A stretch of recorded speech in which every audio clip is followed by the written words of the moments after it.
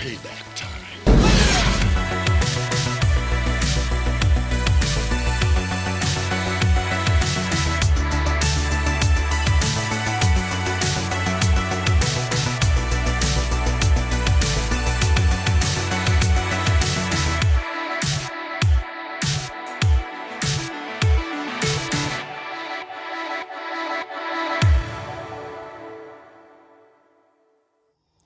Hi everybody, Vermont Survivalist here.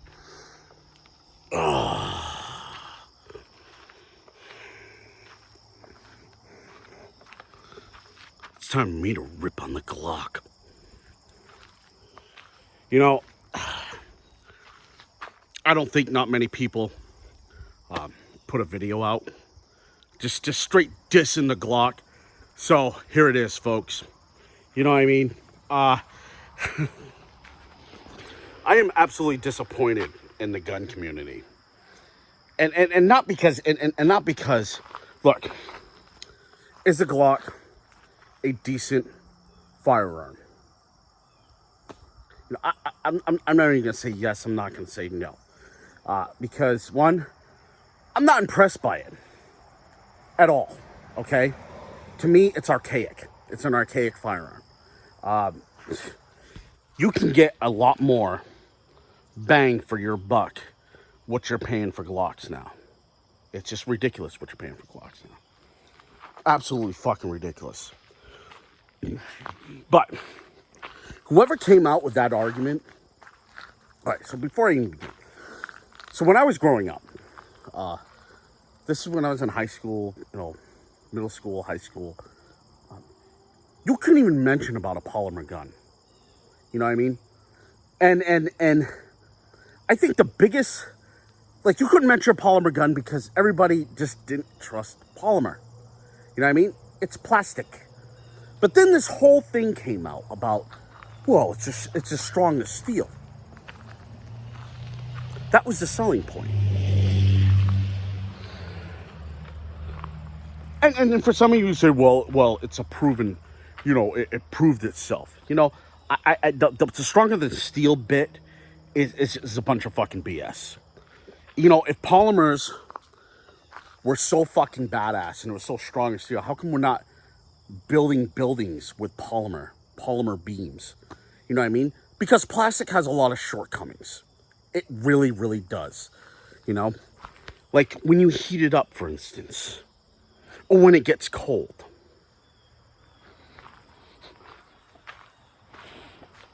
You get what I'm saying? And that, to me, is huge. Now, don't get me wrong. Polymer, in some cases, work. You know what I mean? Don't get me wrong. I have yet seen, operated a polymer gun. Thanks God that the receiver has not blown out on me. Has it happened? Well, we all know the answer to that. And now, before you start splitting hairs, what people do, and, well, you know, trying to think of excuses for the Glock and every other polymer gun. There is no excuse. It's polymer. It's plastic. Plastic. Yeah, that's right. Children toys made from plastic. Yeah, that type plastic, okay? There we go. Now, right now, some people's heads are probably steaming. Good. Because my head's steaming right now. My head is burning up because of the bullshit for years that I've been dealing with this whole fucking lie about polymer guns. Look, I think polymer guns is just pure fucking laziness. You know, there was a time when I was working for Thompson Center Arms.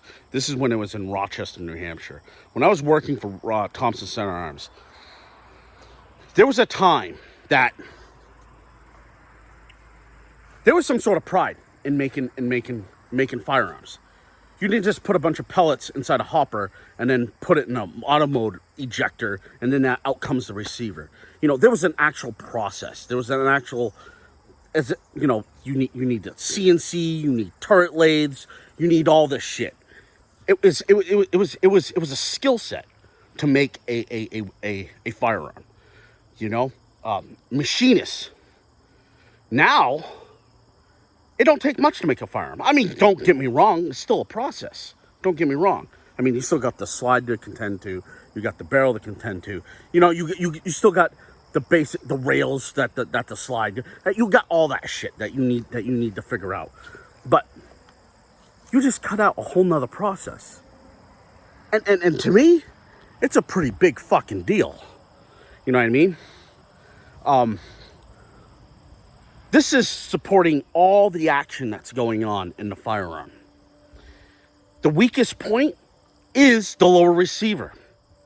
Let's just face it, and I'm talking about polymer handguns, by the way. You know, is the lower receiver. That's the weakest fucking point. Where are you going to have a failure? Well, the lower receiver. You see the safety latches, they're plastic. The trigger safety, that's plastic. I'm just not impressed by the Glock. There's no marvel about it. You know what I mean? To me, it's cartoonish in a way. So, it's. I'm just not impressed. So when people talk about Glocks and how fucking impressive they are, I'm almost laughing in their face. You know what I mean? It's just like, how many rounds have you shot out of that thing? Have you actually tested it? I know people tortured it. You know, they freeze it, and then they take it out, and then they shoot it, and then whatever. You know, why does if this thing's in just extended periods of time of constant? Plastic gets brittle when cold. Plastic melts when it warms the fuck up. Like, I know they had the 1,000-round torture test. You know what I mean? I know they had that. But I know there had to been some failures. Oh my God. I remember this is before polymer started. Nobody thought it was going to go this way. Nobody thought polymer would make this such a height. And, you know, I don't know, man. I still don't trust polymer. You know what I mean? I don't trust it at all. And this is just me. Look, opinions are like assholes. Everybody's got one, right? You know what I mean? And look, if you rock out with your Glock out, by all means, please. You know what I mean? Don't fucking listen to me. I don't know what the fuck I'm talking about. Okay? I'm just a guy of a guy that knows the other guy. Okay? That's it. I'm the dude that's playing a dude.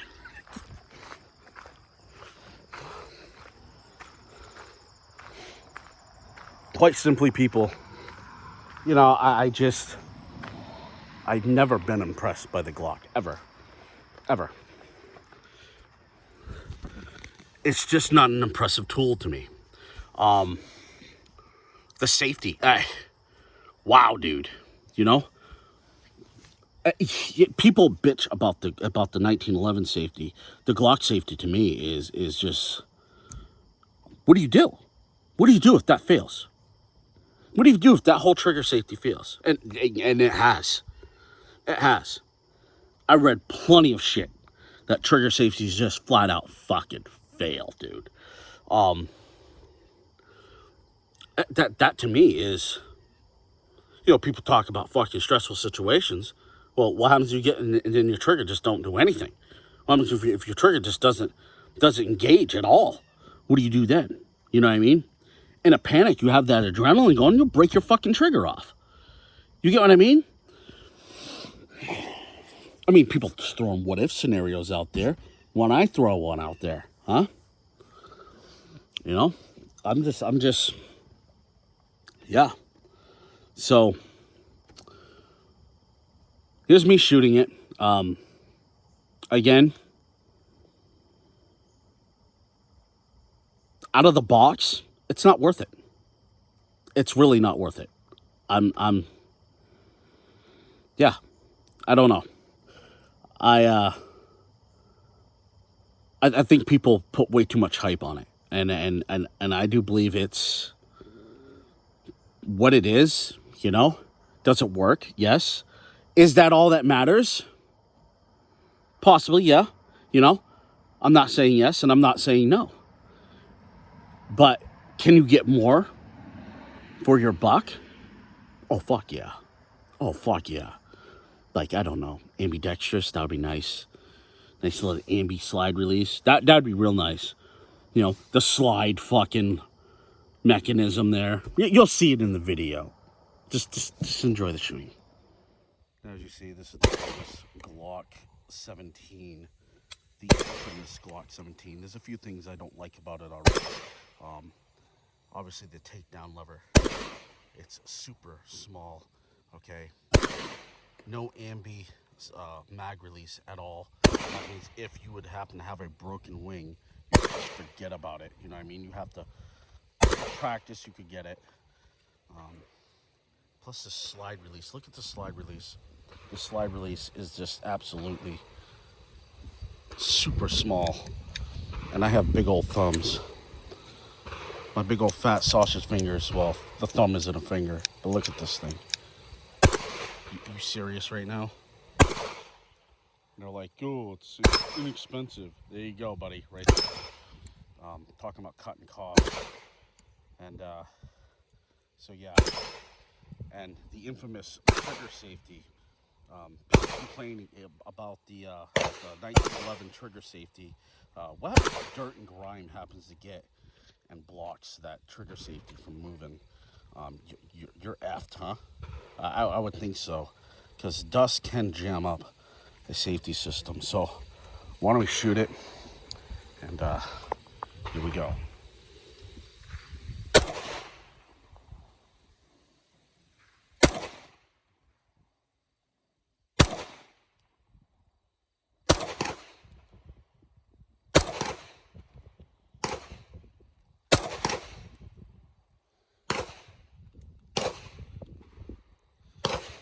Right out of the gate, because I'm trying to operate a camera and shoot at the same time. It's pretty hard, but we'll all right. How it sits in your hand, I noticed it's very, there's like no beaver tail, if you want to call that. So it's really, I mean, look at it. You see where it's hitting the skin. I have a problem with that.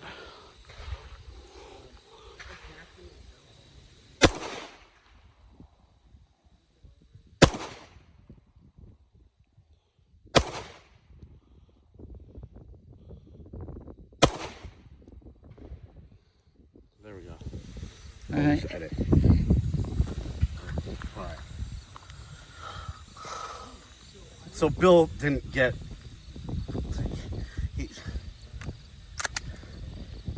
He's used to tin types. You just gotta give him a break. All right. So, anyways, 9mm flock. Here we go. Block, flock.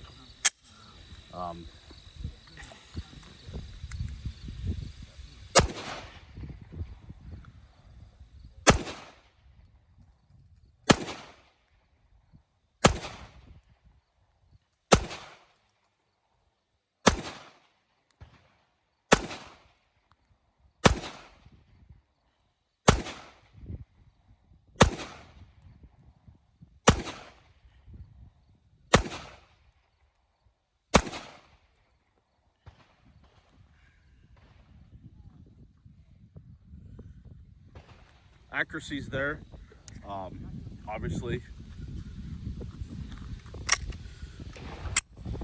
There we go. Again, I was getting bit on the slide here from this sliding back, which is kind of it's kind of shitty. That happens with 1911 too. Recoil, the same as any pistol. But yeah, mostly it's all cosmetic. I don't like how high it is. I definitely don't like the shape of it. It doesn't mold to your hand at all. It's not very user friendly. So, but this right here, this Plock, is like the survival handgun of it all, right here.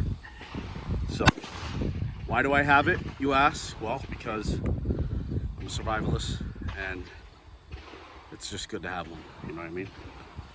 There'll be plenty of parts and stuff around, so I will always boom, boom, bang, bang, you know what I mean? So anyways, that's my thing on the Plock. Real quick, I'm not impressed at all by it. Vermont survivalist. Disappointed, but good to go.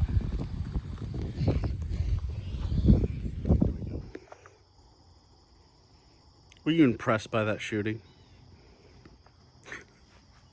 All right, see, here's another point I want to make real quick. Okay, so there's like hundreds and thousands of upgrades you can do on the Plock. Hundreds and thousands of upgrades. So literally, what you have to do to even make it viable to me, you know, stomach. You can only is what you got to change out that trigger, okay? And then, which people do? People change out the trigger. They do all this work, on this Glock. Pretty much they rebuild the whole goddamn thing. Where the fuck is the Glock perfection? Glock, you lied to us.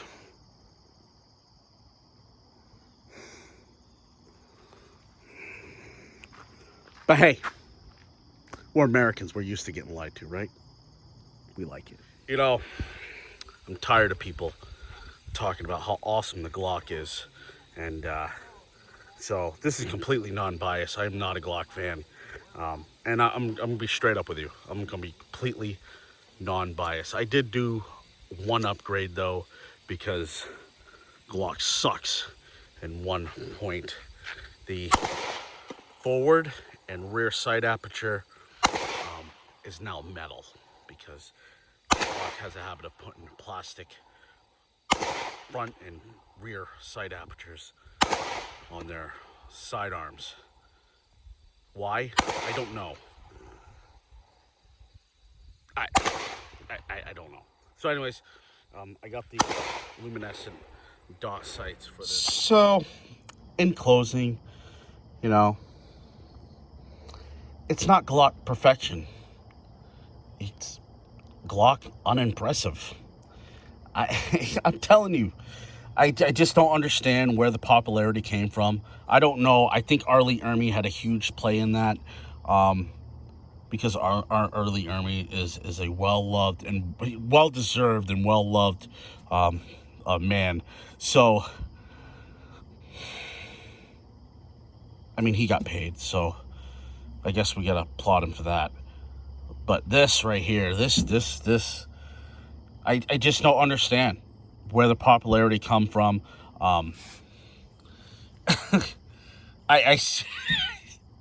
The shit people say about this, you swear to God, it could sink battleships, and it's really not that impressive. Flat out, I can think of so many other firearms that are much more impressive. They're way more tear down, field stripping friendly. You know, they have a more, you know, they don't insult you with something like this. You know, look at my fucking thumb, guy. You know what I mean? It's just that. That's an upgrade right there. It's just a booger of weld. That's it. That's all you get.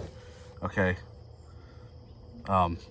Some places sit there and say, "Oh, my gun don't insult you with a safety." Bullshit. No, you get the whole plastic trigger thing going on here.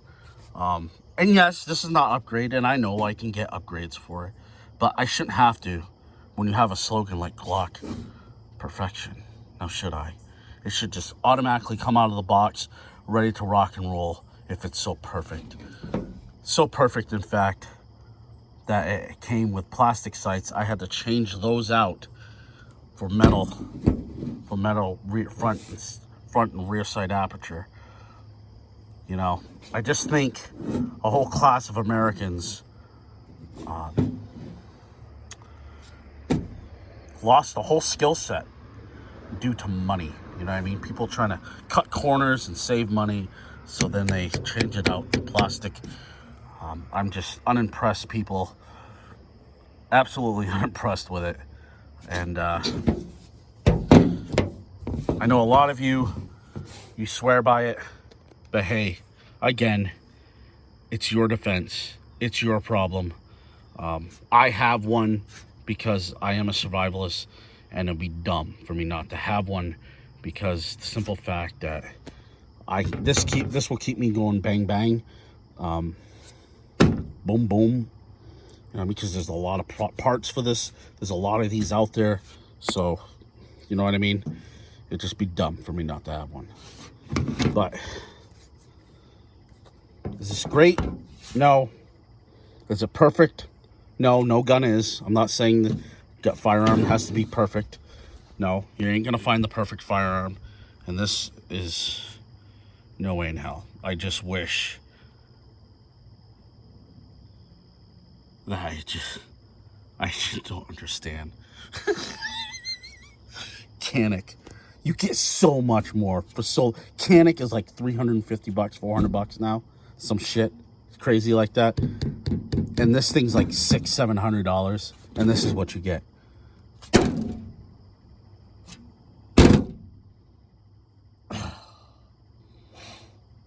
Jesus Christ, I don't know. And that's it.